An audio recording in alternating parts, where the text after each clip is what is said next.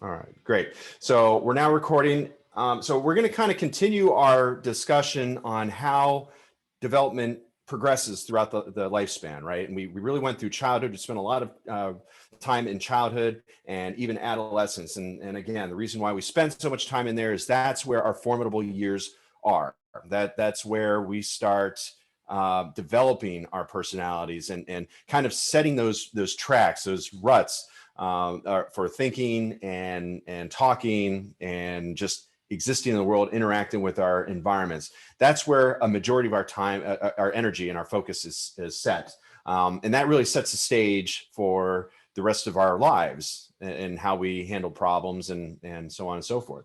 So culture plays into a big part of that. Opportunities, either through socioeconomic status, that plays a big role in that. So a lot of this really just perpetuates into adulthood, early adulthood, later adulthood, and our elder years. Okay, so that's really, really important to kind of keep in mind. And we see that, right?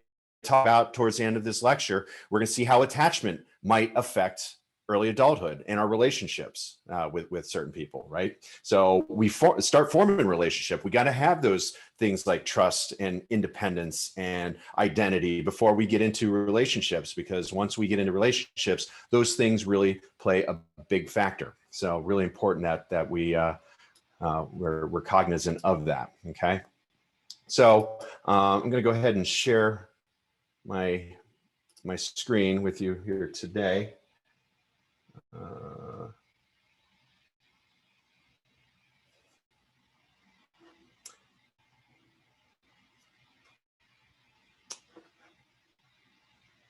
right, let me try that again. Sometimes it works, sometimes it doesn't. There we go.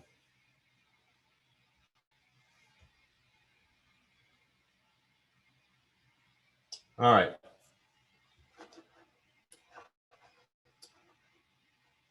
All right, so what I'm going to talk to you about today is going to be the 5 features of emerging adulthood, okay? Now, this is really an important topic because it's affecting most of the people in this class and people you know right now.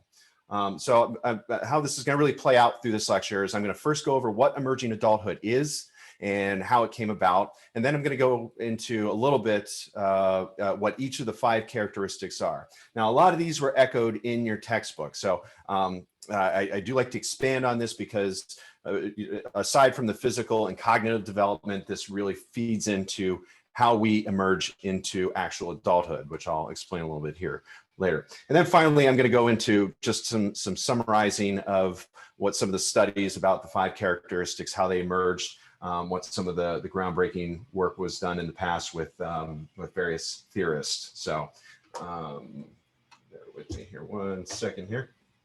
All right, so what is emerging adulthood, you might be asking? Many psychologists and researchers say that emerging adulthood is a prolonged period of dependency on one's parents in individual life. So we really see a transition from childhood, specifically adolescence,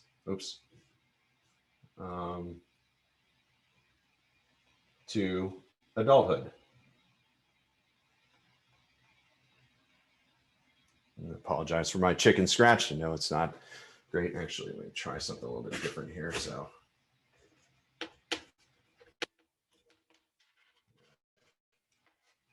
A little bit better. So it's really, we still have that independency period, or I'm sorry, dependence versus independence. A lot of students that are emerging into the workforce or maybe even going into college, they're still dependent at some level on the parents, but yet they're still characterized by exploration in different stages, different areas of change, okay? So emerging adulthood usually encompasses the ages of right around, I can't spell today, age 18. Now, you're going to see different theories, but for the purposes, and I think what it states in your book, is about 18 to 25 years old, okay? Not all cultures really support the theory of emerging adulthood. However, in countries, in cultures that do, they believe that each individual's experience will be different. Okay.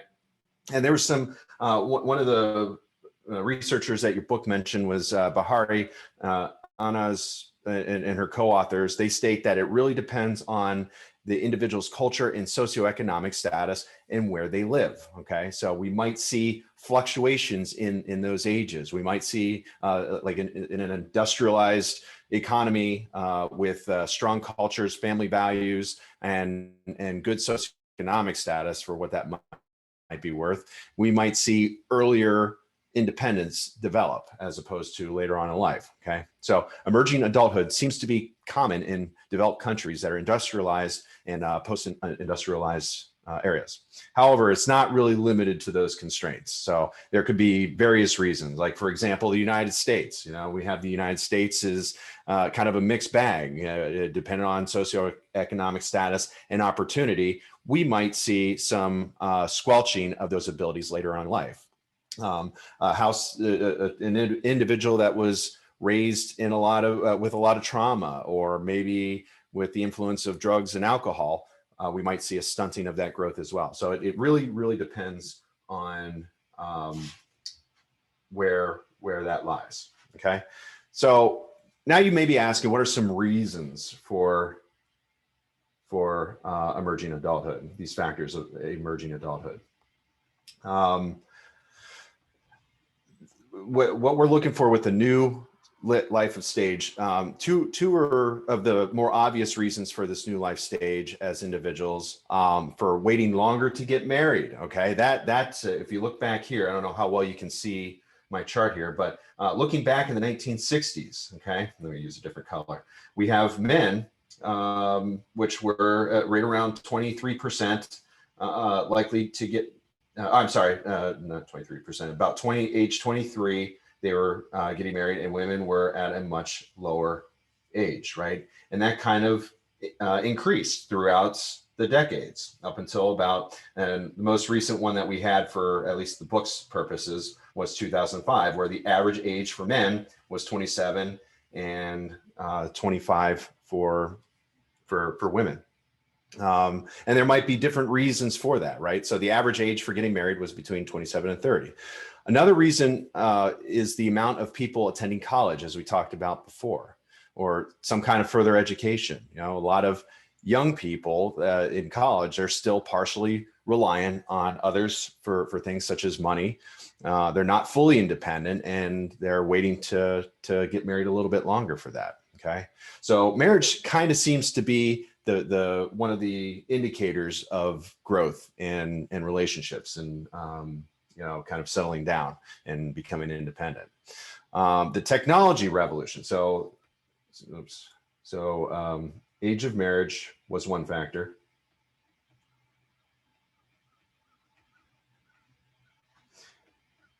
Technology was another one.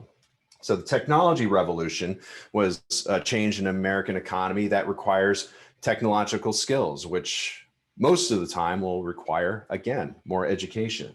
So I'm actually going to put that down here. So education. What was the other one that we talked about? Another factor that we're seeing such a later development is the sexual revolution. All right. Sexual revolution sparked the use of birth control. And we kind of saw that peaked right around the early 70s, right? So that prolonged people getting married. And if you keep in mind reasons that people got married, probably back in these earlier decades, it was really, maybe a lot of it was because of good family values or religious values, right? Another reason, maybe pregnancy might have been a factor. People were having sexual relationships a little bit earlier, and maybe not any earlier than what we are today, but with the lack of contraceptives and birth control, then it was really leading to pregnancies, which might have sparked, again, kind of a kickstart of people becoming a little bit more mature and independent earlier on. So the use of birth control, which meant women could not get pregnant so easily. So this allowed individuals to have relationships outside of the commitments of marriage. So that might have been another reason for that. Another reason for emerging adult factors in emerging adulthood is the women's revolution, right? Strangely enough, we are still kind of facing some of these challenges with women's movement, giving more equality to women. We're closer than what we were back in the 1960s, a lot closer, but we're still facing some of these challenges. But this allowed women more opportunities to get into the workplace, right? And we're seeing that now. Back in the 1960s, were a lot of women in the workforce? Probably not. We didn't see very many women doctors or lawyers or anything like that. Today, we're seeing a significant increase in that, and we're seeing a little bit more equality. Okay, but that added this adds less stress for women to get married at such a young age. And then finally, we have the youth movement. Okay, I'm just going to put movement. Emphasize. So the youth movement emphasized that individuals should act and feel young, which altered perspectives on getting married and having children and taking on more responsibilities. And if you kind of think about that, how you may have endured that. Yeah. We have this fascination with youth, and when we get into later parts of this book and later chapters, we're going to talk about the art of letting go, people being able to let go of their youthfulness. As somebody that's aging myself, I used to, when I shared with this class that I enjoy skiing. So back in my youthful days, I used to take jumps and do twirls and all sorts of stuff on my skis. And, these days I'm a little bit more cautious of that because it makes me a little bit more sore. I'm harder to bounce back, but letting go of certain things and saying that we're not as youthful anymore. That's a big factor as we get a little older. So youth movement is just, the perspectives of how people associate with getting married and settled down as getting older. So we're kind of seeing a shift in that paradigm. All right, so what I want everyone to do is either take out a piece of paper or maybe type on your computer or something like that, because I want to talk about the five features of emerging adulthood. Okay, and I'm going to go through these one by one.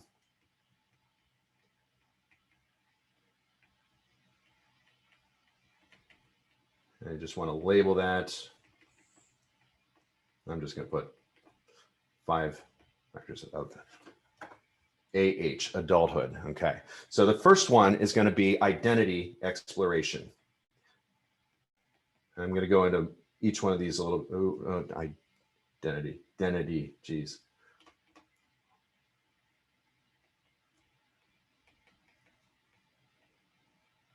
And this is going to feed into an activity if we have time here into the lecture here. The other factor is instability. Okay. The third one is going to be self-focus.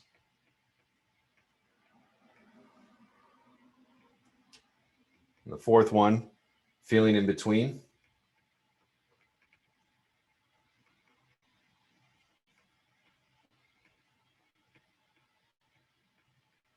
And the fifth one is going to be possibilities. I'll explain what I'm looking for.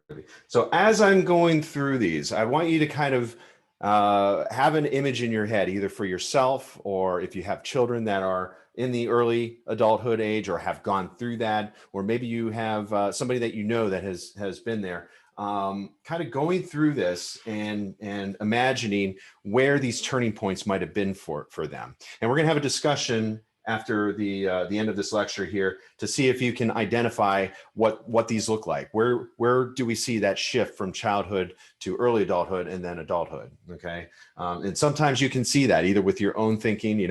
I kind of reflect back on my days of being a little bit rebellious. Kind of pushing my boundaries with my parents and with teachers, and and somewhere along the lines you kind of shift that thinking. And you remember those people were trying to help you, right? So that might be a shift in thought or something that you've encountered. Okay. So anyway, hopefully you got. Hello.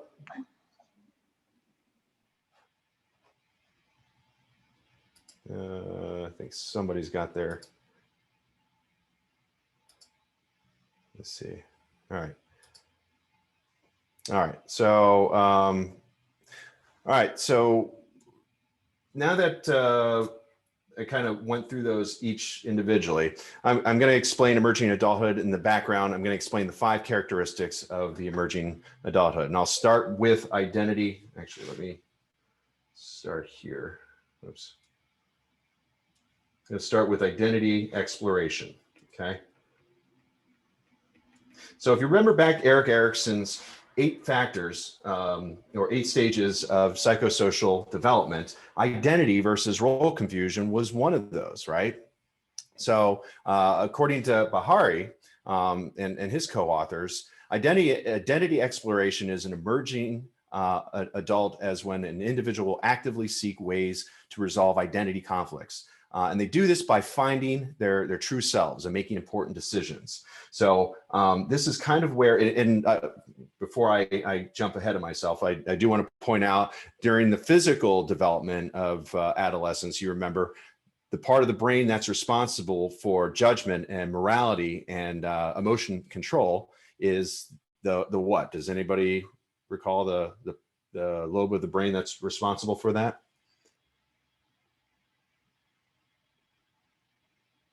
Crickets. Huh? How about the prefrontal cortex? Okay, that's the part of the brain that is still developing through early or late childhood and early adulthood. Okay, so through discovering their true selves and making important decisions, they're using that part of the brain. So developing self, their develop sense of self is really their first task with that, and making important decisions and getting practice with that. And we see students like the later on in high school students, there's less hand-holding for getting assignments done, even less done when they go to college, right? So the age of identity exploration is thought to be the most important feature because for many emerging adulthoods, this is the first time they can explore new life experiences on themselves. So emerging adults are really developing their identities by trying different things, and they figure out who they are and what they want to do. So individuals are trying to understand how they fit into society with their limits and what their capabilities are, right? And we see a lot of trial and error with that. Maybe they're sacrificing certain bills to get the new hottest toy or the new game system that's out there, but they always have those parents to kind of rely on them to do that. So that, like I said, that's that in between period which we'll talk about. It's one of the factors. Where they're able to explore their identity safely. And a lot of this has to do with attachment too. If you remember in earlier chapters, we talked about attachment theory and how that played into human development. And I'll kind of reiterate that here a little bit later. But identity exploration is much more in depth as an emerging adult than in adolescence, right? And if you think about that, adolescents do not usually make independent decisions or get involved in serious relationships. So it's hard for them to fully form their identity. And this is usually the time when individuals are making more independent decisions. So the choices that they are making, so more independent decisions, independent. But the choices that they are making, they are more meaningful and important towards the development of their identity. And the decisions that an individual makes in their love life or work life and worldviews are very important for identity development, even though identity exploration is very important. It does have its limitations. So they're starting to discover career and relationships, right? If you think about relationships, consider what it would be like to enter into a relationship as an adolescent, right? What does a breakup mean if a teenager, if they have a breakup as a teenager? Is there really much significant financial burden or fluidity that they would have to change gears, or maybe somebody would have to move out or anything like that? Because what happens in adulthood when somebody enters into a committed relationship? It's much more serious. It's much more impactful to those two individuals. So they're able to be a little bit, they're not necessarily, they don't have children yet, usually. They don't have property yet in early adulthood, usually. But for the most part, people in early adulthood have a little bit more fluidity when they enter and exit relationships, okay? So in some cultures, emerging adults are really, they're encouraged to stay with their parents until they're married, which can also hinder exploration. So that's kind of one of those cultural things we were talking about, why it's a little bit different in some cultures than others. Negative outcomes of identity exploration, if you remember back in Erickson's, what we were talking about, Erickson's stages, is one's love life and work decisions. Yeah, actually, I'm not gonna put that down because I'll talk about that later. But in addition to changing worldviews, no replacement can really harm one's identity development. So risky behaviors such as unsafe driving habits, substance abuse, and even unprotected sex can also hinder one's development with identity, okay?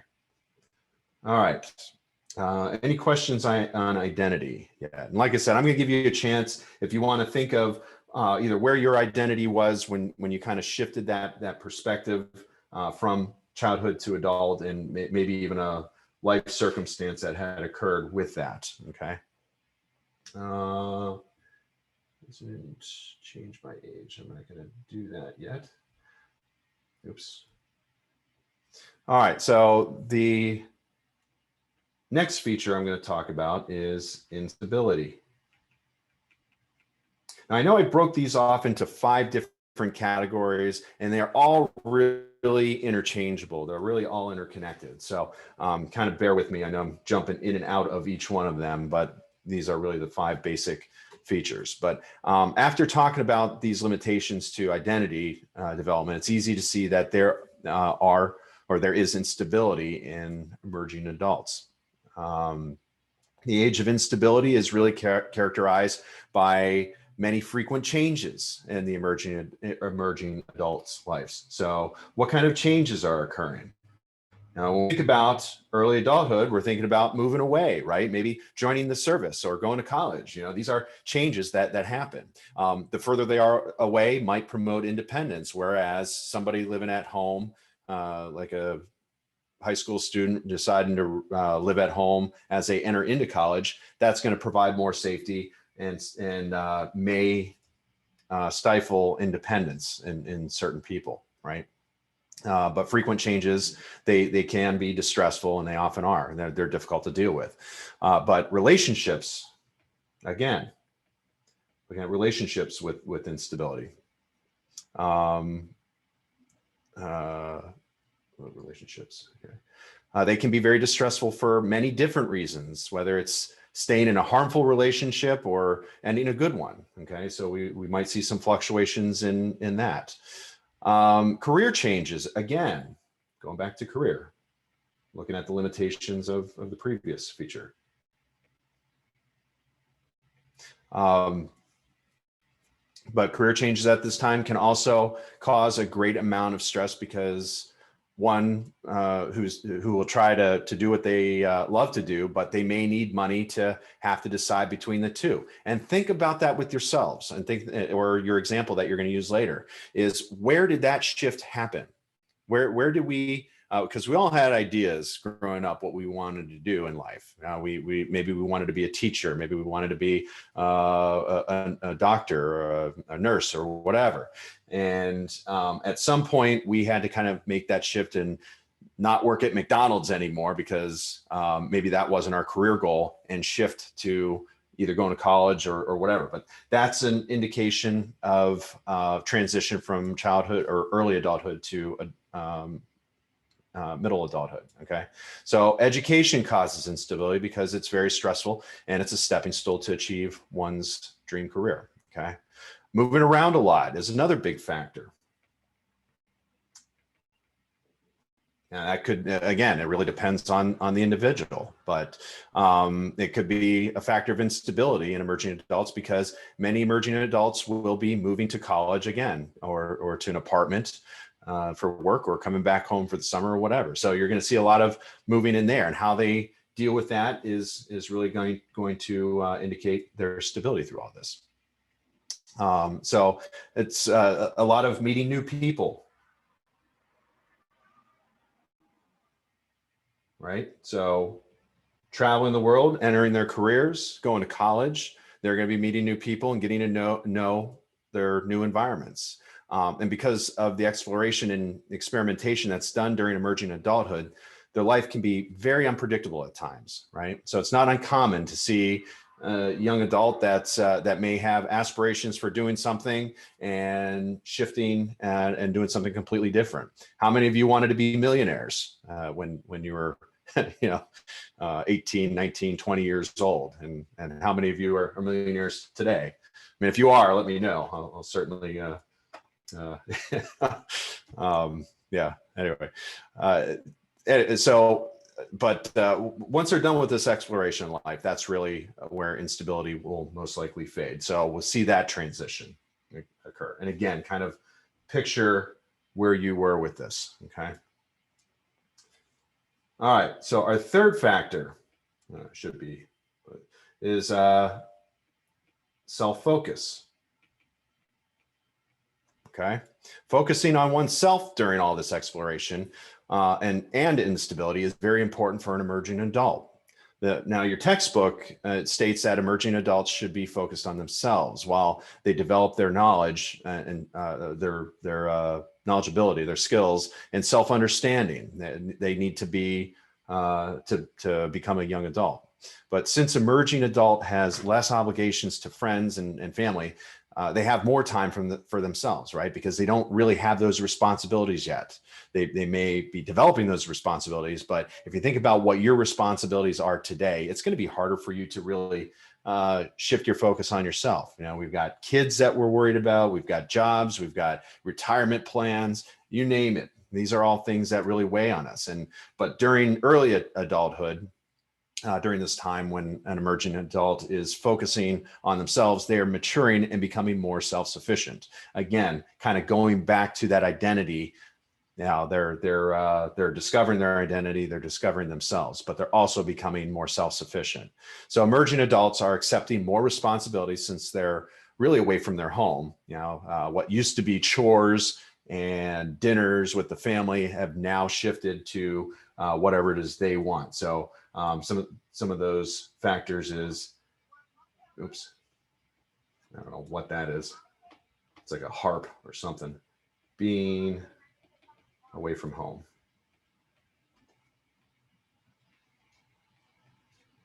That helps. Oh, I don't know what happened there. From home helps with that self-focus. But making independent decisions, again. Oops.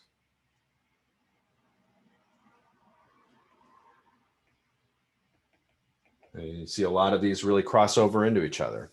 That they'll help shape their life and help them become more self-sufficient. And then, of course, financial. Trying to achieve financial goals, right? We're all energetic and thinking we're going to be millionaires at young ages. So we're in a hurry to try and get our piece of that pie, go out and get that money, right? But that changes throughout time. We start to realize that maybe we're not going to be millionaires or billionaires or have Lear jets and fly into Italy for dinner, right? So we kind of scale that back and make more realistic goals, okay?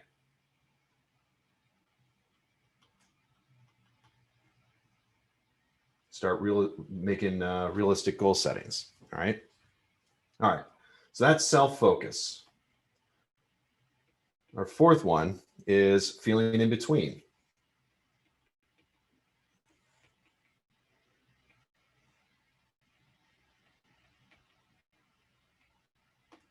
All right.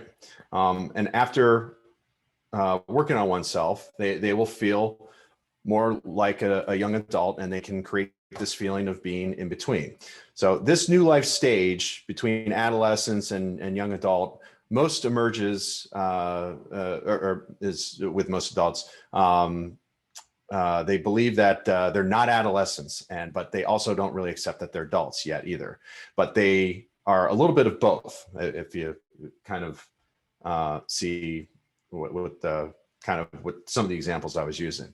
But some cultures, such as like ones in China or India, they don't have a lot of emerging adults that don't report that feeling of in between. However, America and Malaysia, emerging adults do experience this feeling of kind of filling in between emergent adults and transition from adolescents to adults. So what does that mean? Like China and India, that we see a quicker transition where they are dependent on parents and then they're not dependent on parents. And that might be because of their collectivist culture, right? But United States, a little bit different, right? We have a much more spread out transition period. So many young individuals are not ready to settle into their adult roles, but they do classify themselves as adolescents since they take on some of those responsibilities. So actually, I don't think I thought I had a chart here for that. Bear with me.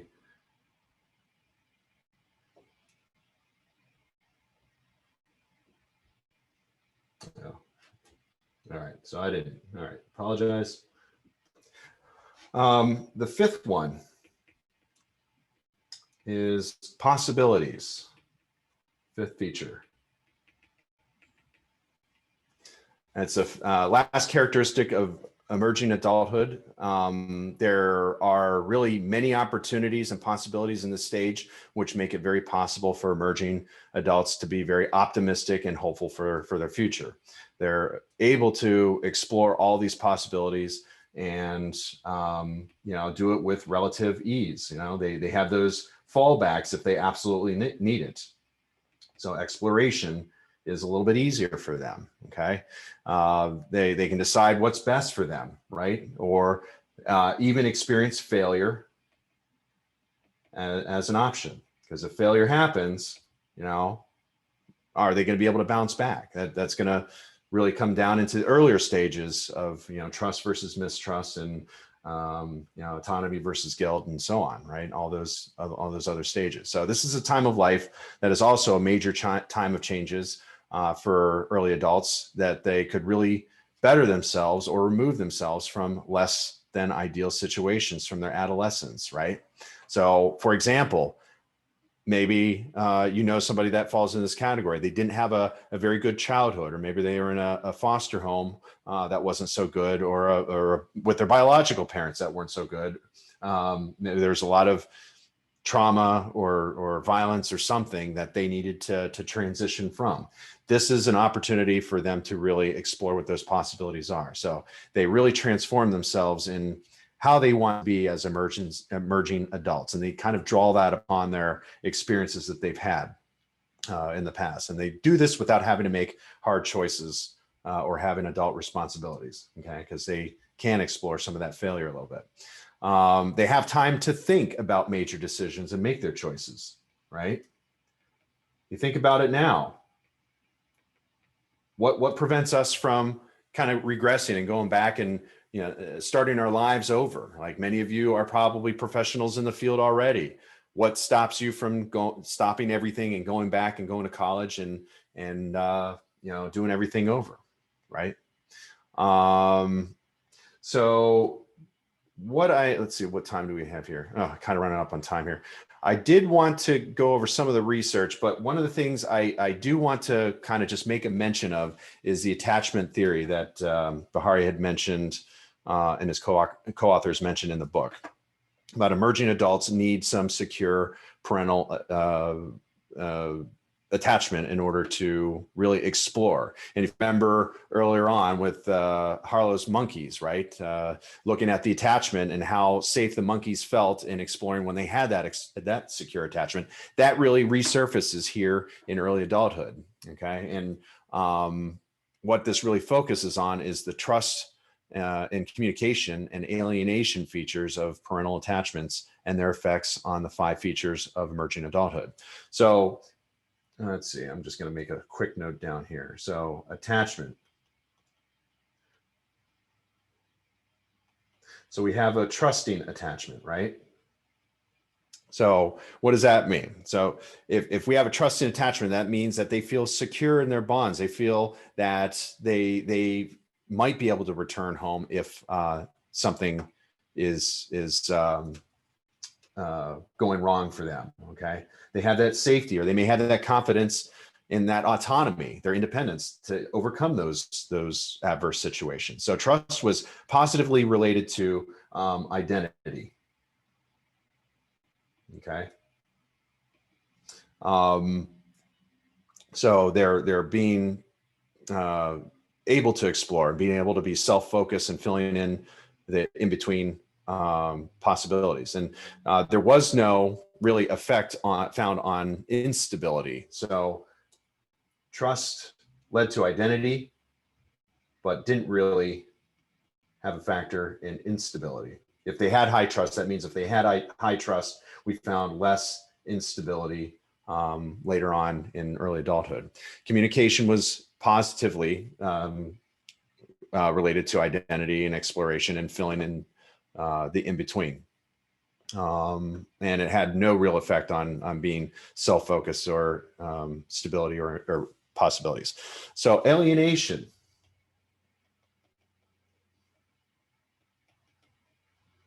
If we look at alienation, was really only positively related to instability, right? You think of that, the secure attachment. If we had a secure attachment or an insecure attachment or an unstable, negligent attachment style, we would see less likelihood that they would venture out and do things on their own because they don't feel safe in their environment to do that, okay? So what I would like to do is, don't have really time to break you off into your groups right now, but what I would like you to do is maybe consider, can any of you really give me some examples of what you found either through your lives or somebody else's lives going through these 5 factors? What were some of the examples for identity exploration? Where were you able to identify that? What was going on in that person's lives? Or instability or self-focus? Where did you see that shift from adulthood to, or from adolescence to adulthood?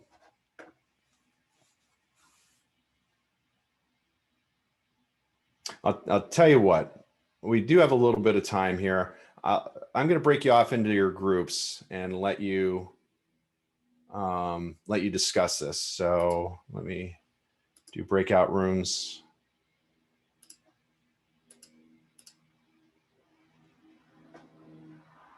All right. So if you know your group, go ahead and get into your group. What I'll do before we get, I'll probably just say goodbye right now to all of you, but I'll let you get in your group and I'll just join in each of your groups and let you work a little bit later if you want to on your projects. How's that sound?